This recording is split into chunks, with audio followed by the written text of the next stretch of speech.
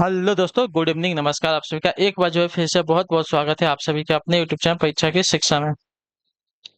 उम्मीद करता हूँ कि आप सभी अच्छे होंगे, आपकी जो तैयारी है बढ़िया तरीके से चल भी रही होगी। जो बच्चे क्लास में फर्स्ट टाइम है, पहली बार है, नए हो, उन सबको बता दिया जाए हमारे चैनल पर जो है आपकी बीएड प्रवेश परीक्षा 2024 की जो आपकी तैयारी रेगुलर बेसिस पे करवाई जाए। तो जिसे भी तैयारी पूरी करनी है, कंप्लीट करनी है, क्या करेंगे, चैनल को जो है सबसे पहले सब्सक्राइब करके आप हमारे साथ में हमारे साथ जो है जुड़ जाएंगे, और उसके बगल में जो बेल आइकन वाला बटन दिएगा उसको क्या करेंगे, ऑन कर लेंगे। ठीक है।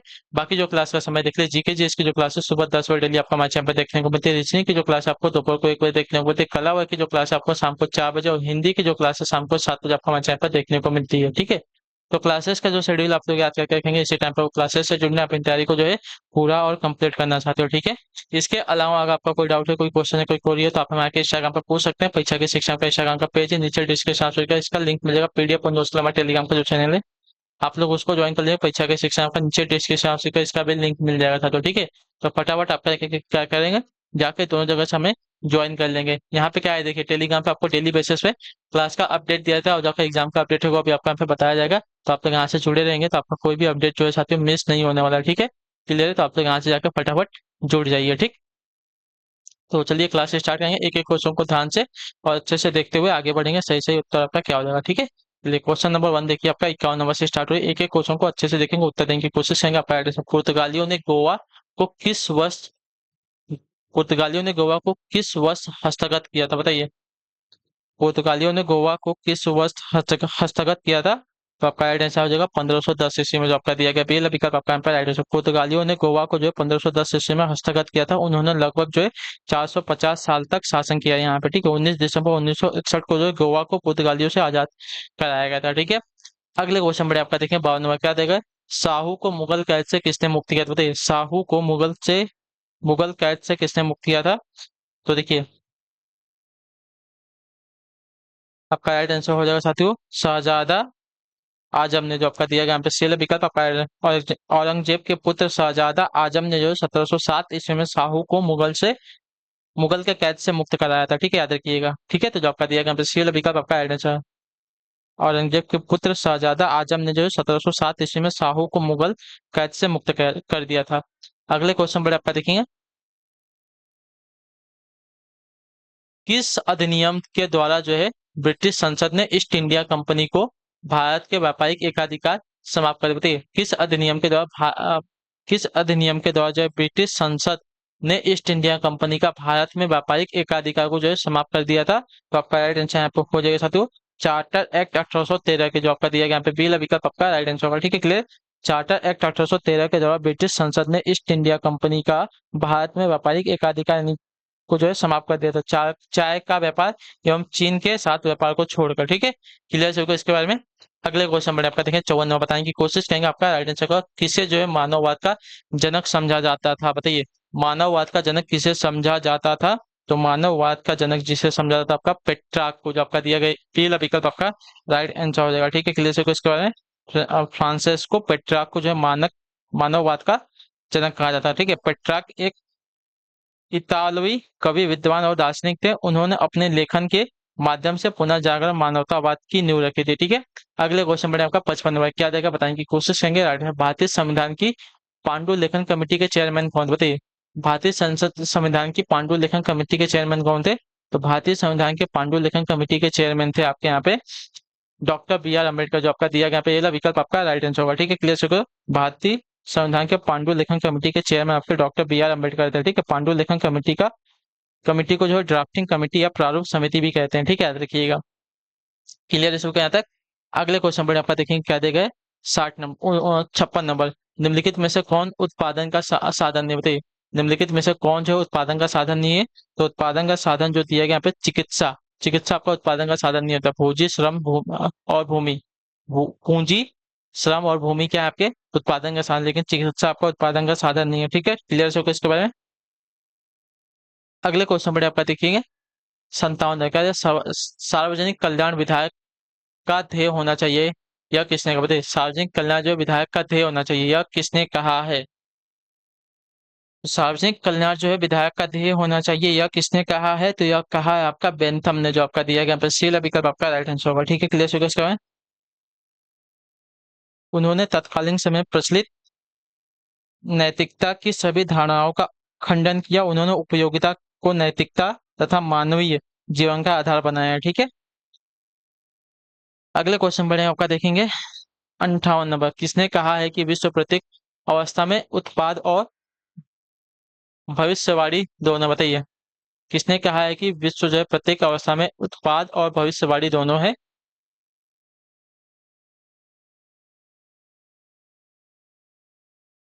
तो आपका राइट आंसर होगा कार्ल मार्क्स ने कहा है। जो आपका दिया गया बी वाला विकल्प आपका यहाँ पर राइट आंसर, ठीक है, क्लियर है। दिया गया कथन आपका कार्ल मार्क्स का है। मार्क्स जो है द्वंद्वात्मक पद्धति में विश्वास करते थे, इसी आधार पर उन्होंने विकास की प्रक्रिया का वर्णन किया है। ठीक है, अगले क्वेश्चन बढ़े आपका देखेंगे 59 नंबर। क्या देगा? सामान्य इच्छा के सिद्धांत को प्रस्तुत किया था किसने, बताइए। समान इच्छा के सिद्धांत को किसने प्रस्तुत किया था? तो समान इच्छा के सिद्धांत को प्रस्तुत किया था आपका रूसो ने। जो आपका डी वाला विकल्प देगा आपका राइट आंसर होगा। ठीक है, क्लियर होगा इसके बारे में। रूसो ने अपनी रचना जो है सोशल कॉन्ट्रैक्ट में बताया है कि मनुष्य ने अपने सभी अधिकार समान इच्छा में विलीन कर दिए हैं। इसी समान इच्छा को संप्रभुता कहते हैं, क्योंकि यह राज्य की सर्वोच्च सत्ताधारी अभिव्यक्ति है। ठीक है, अगला क्वेश्चन देखते हैं आपका 60वां। बताने की कोशिश करेंगे। संयुक्त 1817 ईस्वी में कलकत्ता में हिंदू कॉलेज की स्थापना किसने की थी? 1817 ईस्वी में कलकत्ता में हिंदू कॉलेज की स्थापना किसने की थी? तो आपका राइट आंसर यहाँ पे हो जाएगा साथियों डेविड हेयर ने। जो आपका बी वाला विकल्प देगा आपका राइट आंसर होगा। ठीक है, क्लियर। कलकत्ता में 1817 ईस्वी में, ठीक है, कलकत्ता में सन 1817 ईस्वी में हिंदू कॉलेज की स्थापना आपकी डेविड हेयर और अलेक्जेंडर डब ने राजा राम मोहन राय के समर्थन से की थी। ठीक है, क्लियर है इसके बारे में। अगले क्वेश्चन पर आपका देखेंगे 61 नंबर। बताने की कोशिश करेंगे। तो भारतीय राष्ट्रीय कांग्रेस ने अपने किस अधिवेशन में मौलिक अधिकारों का प्रस्ताव पारित किया था, बताइए। भारतीय राष्ट्रीय कांग्रेस ने अपने किस अधिवेशन में मौलिक अधिकारों का जो है प्रस्ताव पारित किया था? तो आपका राइट आंसर कराची अधिवेशन 1931 में। जो आपका दिया गया पे पहला विकल्प आपका राइट आंसर। भारतीय राष्ट्रीय कांग्रेस ने कराची अधिवेशन 1931 में मौलिक अधिकारों और राष्ट्रीय राष्ट्रीय आर्थिक नीति का प्रस्ताव पारित किया था। ठीक है, इस अधिवेशन के अध्यक्ष आपके सरदार वल्लभ भाई पटेल थे। ठीक है, अगले क्वेश्चन बढ़ेगा आपका देखेंगे क्या देगा 62 नंबर। उत्तर देने की कोशिश करेंगे। निम्नलिखित में से पूर्व पूर्व पाषाण काल निम्नलिखित में से पूरा पाषाण काल से कौन संबंधित थे? निम्नलिखित में से पूरा पाषाण काल से कौन संबंधित है? तो आपका राइट आंसर यहाँ पर साथियों खड़ा मानव। जो आपका दिया गया यहाँ पे पहला विकल्प आपका राइट आंसर होगा। ठीक है, क्लियर होगा इसके बारे में। चलिए, हेमो इरेक्टस होमो इरेक्टस इसका नाम है। ठीक है, साइंटिफिक नेम आपका होमो इरेक्टस है इसका। ठीक, अगले क्वेश्चन पर आपका देखेंगे 63 नंबर। बताने की कोशिश करेंगे 63 पैटर्न। निम्नलिखित में से कौन सा स्थल जो है नौ पाषाण काल को दर्शाता है? निम्नलिखित में से कौन सा स्थल जो है नौ पाषाण काल को दर्शाता है? तो नौ पाषाण काल को दर्शाने वाला स्थल यहाँ पे चिरांद है। जो आपका ये वाला विकल्प देगा आपका राइट आंसर होगा। ठीक है, क्लियर को दिएगा विकल्प में से चिरांद जो है नौ पाषाण काल से संबंधित है। ठीक है, यह भारत में नौ पाषाण काल का पहला ज्ञात स्थल है। इस स्थल से जो है हड्डियां, पत्थर और पत्थरों के औजार एवं गेहूं के बालियों आदि जो है प्राप्त हुए हैं। ठीक है, याद रखिएगा। अगले क्वेश्चन बढ़ेगा आपका देखिए 64 नंबर। क्या देगा? 13वीं और 14वीं शताब्दी में उत्तरी भारत में शहरी क्रांति की अवधारणा को किसने प्रस्तुत किया था, बताइए। 13वीं और 14वीं शताब्दी में उत्तरी भारत में शहरी क्रांति की अवधारणा को किसने प्रस्तुत किया था? तो आपका राइट आंसर यहाँ पे हो जाएगा साथियों मोहम्मद हबीब ने। जो आपका दिया गया यहाँ पे बी विकल्प आपका राइट आंसर होगा। ठीक है, क्लियर होगा इसके बारे में। मोहम्मद हबीब ने 13वीं और एवं 14वीं शताब्दी में उत्तरी भारत में शहरी क्रांति की अवधारणा को जो है प्रस्तुत किया था। उनका विचार था कि मोहम्मद गौरी की विजय के पश्चात उत्तर भारत में श्रम प्रक्रिया में अचानक वृद्धि हुई थी। ठीक है, अगले क्वेश्चन बढ़े आपका देखेंगे 65 नंबर। क्या देगा? वर्ग विहीन समाज की अवधारणा निम्न में से किसने दी थी, बताइए। वर्ग विहीन समाज की अवधारणा निम्न में से किसने दी? तो वर्ग विहीन समाज की अवधारणा आपकी यहाँ पे दी थी कार्ल मार्क्स ने। जो आपका ए वाला विकल्प देगा आपका यहाँ पे राइट आंसर होगा। ठीक है, क्लियर को वर्ग विहीन समाज की अवधारणा आपकी कार्ल मार्क्स ने दी। जो आपका ए वाला विकल्प देगा आपका यहाँ पे राइट आंसर होगा। ठीक है, क्लियर इसके बारे में। वर्ग विहीन समाज का अर्थ है ऐसा समाज जिसमें कोई भी व्यक्ति किसी भी सामाजिक वर्ग में जन्म नहीं लेता है। ठीक है, किसी भी सामाजिक वर्ग में जन्म नहीं लेता। ठीक है, ऐसे समाज की अवधारणा उन्होंने दी थी। अगले क्वेश्चन बड़े आपका देखें 66 नंबर। जनरीतियां होती हैं क्या? सामाजिक प्रक्रियाएं होती हैं, सामाजिक संस्थाएं होती हैं, सामाजिक प्रतिमान होती है, इनमें से कोई नहीं होती है। जनरीतियां क्या होती हैं? तो जनरीतियां जो आपकी होती है सामाजिक प्रतिमान होती है। जो आपका दिया गया यहाँ पे सी वाला विकल्प आपका राइट आंसर होगा। ठीक है, क्लियर है। जनरीतियां स्वतः पैदा होने वाला एक सामाजिक प्रतिमान है। प्रत्येक जनरीति जो है सामाजिक उद्देश्यों से जुड़ी रहती है। मैकावर के अनुसार जनरीतियां समाज के व्यवहार की स्वीकृत रीतियां होती हैं। ठीक है, अगले क्वेश्चन बढ़ेंगे 67 नंबर, उत्तर देने की कोशिश करेंगे। 67 पे से उत्तर क्या हो जाता है। पूछा गया आपका निम्नलिखित में से किसने कहा हिंदू विवाह एक धार्मिक संस्कार, बताइए किसने कहा था कि हिंदू विवाह एक आपका धार्मिक संस्कार है। तो ये आपका कहा था साथियों कपाड़िया ने, जो आपका दिया गया बी विकल्प आपका राइट आंसर होगा। ठीक है, के एम कपाड़िया के अनुसार हिंदू विवाह एक धार्मिक संस्कार है। उन्होंने कहा कि यह जो है पवित्र संस्कार है, क्योंकि यह जो है तभी पूर्ण होता है जब इसे पवित्र मंत्रों द्वारा किया जाए। ठीक है, अगले क्वेश्चन बढ़े आपका देखें 68 नंबर, बताने की कोशिश करेंगे आपका आंसर। व्हाट इज सोशलाइज, ठीक है, व्हाट इज सोशियोलॉजी नामक पुस्तक के लेखक कौन, बताइए व्हाट इज सोशियोलॉजी नामक पुस्तक के लेखक कौन है। तो इस पुस्तक के लेखक आपके हो जाएंगे साथियों आपके एलेक्स इंकेलेस, जो आपका दिया गया यहाँ पे सी विकल्प आपका आइडेंटिफाई। ठीक है, एलेक्स इंकेलेस जो आपके व्हाट इज सोशियोलॉजी नामक पुस्तक के लेखक है। ठीक है, उन्होंने अपनी पुस्तक में समाज शास्त्र की विषय वस्तु को चित्रित करने के लिए 3 मार्ग बताए हैं, ऐतिहासिक मार्ग, अनुभविक मार्ग और विश्लेषणात्मक मार्ग। ठीक है, अगला आपका 69 नंबर क्या देगा। समाज जो है सामाजिक संबंधों का जाल है या कथन है, क्या बताइए समाज जो है सामाजिक संबंधों का जाल है या कथन क्या है। तो यह कथन जो दिया गया आपका मैकाइवर एवं पेज का है। ठीक है, समाज जो है सामाजिक संबंधों का जाल है या कथन जो आपका मैकाइवर एवं पेज का है। तो जो आपका दिया गया सी वाला विकल्प आपका राइट आंसर होगा। ठीक है, समाज सामाजिक संबंधों का जाल है, उनके अनुसार जो है समाज रीतियों, कार्य प्रणालियों, अधिकार सत्ता, विभिन्न समूहों, मानव व्यवहार के नियंत्रण, स्वतंत्रता आदि की एक व्यवस्था है। ठीक है, अगले क्वेश्चन बढ़े आपका देखें 70, बलवंत राय मेहता कमेटी का गठन कब हुआ था, बताइए बलवंत राय मेहता कमेटी का गठन कब हुआ। तो देखिए बलवंत राय मेहता कमेटी का गठन आपका 1700 सॉरी 1957 ईस्वी में होता है। जो आपका दिया गया यहाँ पे सी वाला विकल्प आपका वर्ष 1957 ईस्वी में राष्ट्रीय विकास परिषद द्वारा बलवंत राय मेहता समिति का गठन हुआ था। इस समिति ने भारत में त्रिस्तरीय पंचायती राज व्यवस्था की सिफारिश की थी। ठीक है, याद रखिएगा बलवंत राय मेहता कमेटी ने। ठीक है, अगले क्वेश्चन बढ़ेगा 71 नंबर, क्या देगा निम्नलिखित में से कौन सा संस्था नहीं है। विवाह, धर्म, परिवार, भवन, कौन सा आपका यहाँ पे संस्था नहीं। तो संस्था जो दिया गया भवन, भवन आपका संस्था के अंदर नहीं आएगा। जो आपका दिया गया डी वाला विकल्प आपका यहाँ पे राइट आंसर होगा। ठीक है, क्लियर है।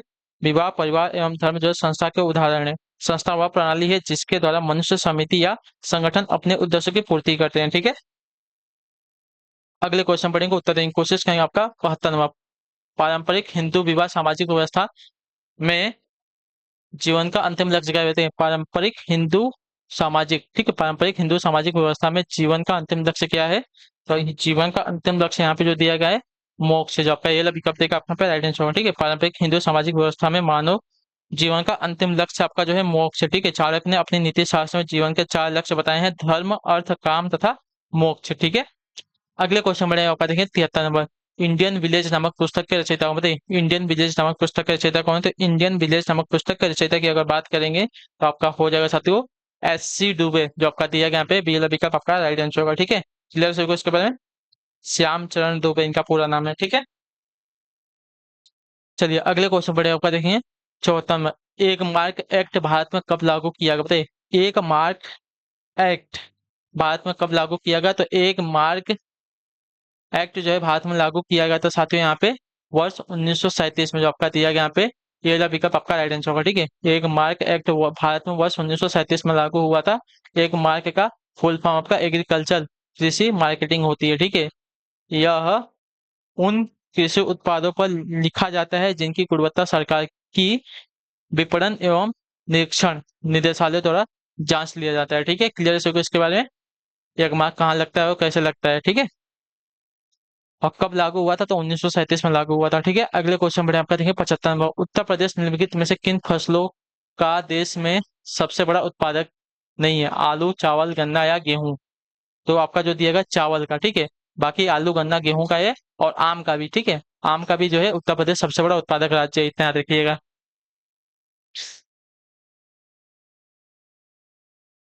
चावल जो आपका देखिए पश्चिम बंगाल में बहुत ज्यादा उगाया जाता है। ठीक है, अगले क्वेश्चन बढ़े आपका देखें, रानी लक्ष्मी बांध अवस्थित है कहाँ पर, बताइए बेतवा नदी पर, केन नदी पर, रिहंद नदी पर, टोंस नदी पर। तो रानी लक्ष्मी बांध आपका जो देखे जाएंगे तो झांसी जिले में आपका बेतवा नदी पे बनाया गया है। ठीक है, जो आपका दिया गया पे ये वाला विकल्प आपका राइट आंसर होगा। ठीक, अगले क्वेश्चन में आपका 77 में बताने की कोशिश करेंगे आपका राइट आंसर, सूची 1 को सूची 2 से सम्मिलित कीजिए तथा सूचियों के नीचे दिए गए कूटों का प्रयोग करके सही उत्तर का ज्ञात करिए। सूची 1 सूची 2, भारतीय गणना अनुसंधान संस्थान कहाँ पर है। तो देखिए भारतीय गणना अनुसंधान संस्थान की बात करेंगे तो आपका लखनऊ में। ठीक है, central pulp and paper research institute कहाँ है? तो आपका सहारनपुर में, ठीक है। ये दो एक। और राष्ट्रीय चीनी अनुसंधान आपका कानपुर में है। और बीबी गिरी राष्ट्रीय श्रम संस्थान आपका ग्रेटर नोएडा में, ठीक है। तो इसका स्क्रीनशॉट ले लेंगे, हम आगे बढ़ेंगे। दो एक चार तीन आपका मिलान है, ठीक है। चलिए अगले क्वेश्चन बढ़ेगा 78 नंबर। नाम दफा राष्ट्रीय उद्यान भारत के किस राज्य में, बताइए। नाम दफा राष्ट्रीय उद्यान भारत के किस राज्य में स्थित है? तो क्या देगा, नाम दफा राष्ट्रीय उद्यान भारत के किस राज्य में स्थित है ना। तो आपका राइट आंसर यहाँ पे हो जाएगा साथियों, और अरुणाचल प्रदेश में। जो आपका सीला विकल्प देगा आपका यहाँ पे राइट आंसर होगा, ठीक है। क्लियर सभी को इसके बारे में। मध्य प्रदेश में आपका कान्हा किसली राष्ट्रीय उद्यान है, ठीक है। असम में आपका सभी को पता होना चाहिए कांजीरंगा राष्ट्रीय उद्यान है। और उत्तर प्रदेश में जो आपका है दुधवा राष्ट्रीय उद्यान है, ठीक है। अगले क्वेश्चन बढ़ेंगे आपका 89 नंबर। नवदा टोली किस राज्य में अवस्थित है? नवदा टोली जो है किस राज्य में अवस्थित है? तो नवदा टोली की अगर बात करेंगे तो नवदा टोली एक आपका प्रागैतिहासिक स्थान है, या मध्य प्रदेश के इंदौर के पास नर्मदा नदी के दोनों ओर स्थित है, ठीक है। याद रखिएगा। तो जो आपका दिया गया यहाँ पे डी वाला विकल्प आपका यहाँ पे राइट आंसर होगा। इस पुरा स्थल का उत्खनन एच डी सांकलिया के नेतृत्व में वर्ष 1952 और 57 के बीच में हुआ था, ठीक है। क्लियर होगा इसके बारे में। चलिए अगला क्वेश्चन, आखिरी क्वेश्चन है, ध्यान से देख के उत्तर देने की कोशिश करेंगे। आपका है एलिफेंटा के लिए प्रसिद्ध शैल को काटकर बनाया गया मंदिरों का जो श्रेय है किसको जाता है? तो इसके बारे में आपको बताया है। तो आपका राष्ट्रकूटों को जो आपका दिया गया डेल विकल्प आपका राइट आंसर है। एलिफेंटा के प्रसिद्ध शैल को काटकर राष्ट्रकूटों ने मंदिर का निर्माण करवाया था। राष्ट्रकूट वंश का अपार योगदान जो है मूर्ति कला में है। एलिफेंटा की गुफाएं 7 गुफाओं का एक संग्रह है। यहाँ स्थित भगवान शिव की 3 मुख वाली त्रिमूर्ति राष्ट्रकूटों का शाही प्रतीक चिन्ह था, ठीक है। क्लियर हो गया इसके बारे में। चलिए तो इसी के साथ जो आपकी क्लास है आज की यहीं पे क्या होती है कंप्लीट होती है। आई होप कि जो क्लास अच्छी लगे चाहिए क्लास को लाइक कर देगा, चैनल पर पहले तो चैनल को सब्सक्राइब, और हमें जो है कमेंट में अपनी लाइक क्लास के बारे में जरूर दीजिएगा। आपको क्लास कैसी लगी, तो हम आपसे मिलेंगे आपकी शाम को 7 बजे हिंदी वाली क्लास में। आप लोग वो वाली क्लास में जो है टाइम से पहुंच जाइएगा, ठीक है। चलिए आपसे मिलते हैं आपके उस वाली क्लास में। तब तक के लिए टाटा बाय बाय, जय हिंद जय भारत। आपसे क्लास से जुड़ने के लिए बहुत बहुत ही धन्यवाद साथियों।